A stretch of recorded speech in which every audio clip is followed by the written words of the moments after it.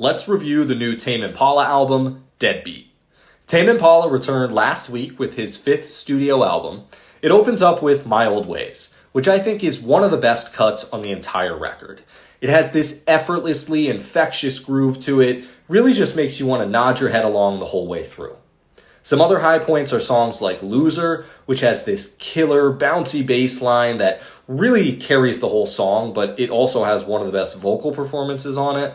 And then End of Summer, the final track. This has a really interesting composition, some fun, distorted vocals, and really well-placed phasers. I was a big fan of that one. There are some issues overall on this album for me. I think there's a general lack of peaks in energy. You have a lot of songs and moments that feel like they're building up to something, and then that something never comes. I think the best example is on Ethereal Connection, which is this 7.5-minute long dance track that just stays on one energy level the whole way through. You feel like it starts to build and then it just fizzles out again. And there are other moments on the track list that do the same thing, and it ends up just sort of boring. And then there are some lyrical choices here that are tough to get behind.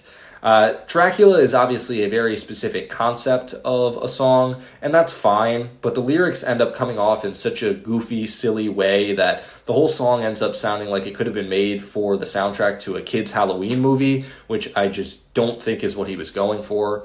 And then you have some individual bars that are tough to hear. The best example is on No Reply, which has "You're a cinephile, I watch Family Guy." I don't know that there's a place for that kind of lyricism on this project or any project from Tame Impala at this point.